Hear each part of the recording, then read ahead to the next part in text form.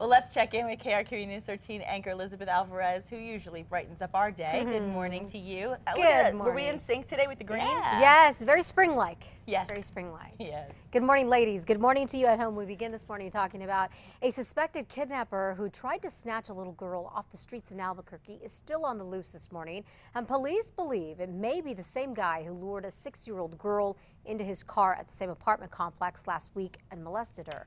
Now, the drama unfolded miles away from where it started. It ended when the mother of the child crashed into the kidnapper after chasing him for about 7 miles.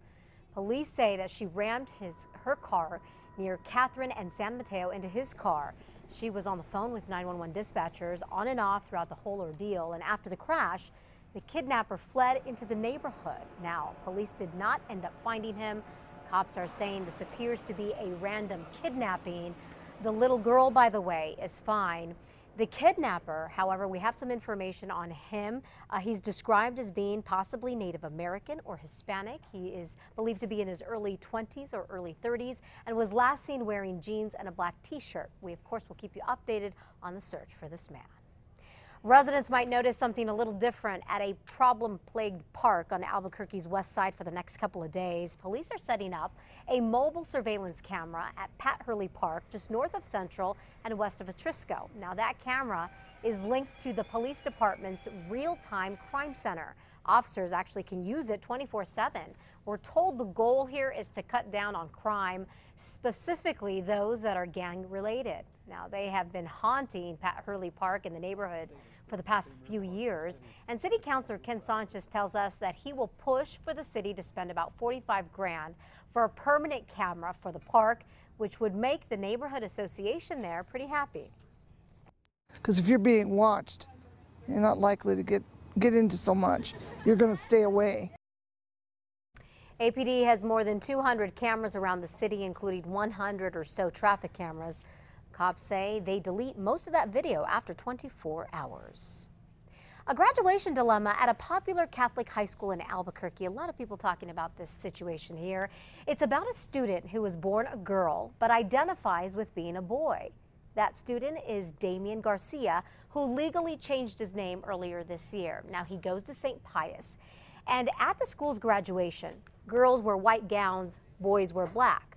Well, Damian says he wants to wear what the boys do, but the school is saying no. I just want to have a happy graduation and just walk in my black robe, nice and proud, and just have a memory to look back on, you know, with my family and friends. Now, St. Pius says the gown colors are tradition, and if there's ever a question, the school looks at the birth certificate of a child. Damian's, of course, says female. Damian doesn't expect St. Pius to change any rules by graduation next week, but he hopes that in the future it will have all students wear the same color gowns.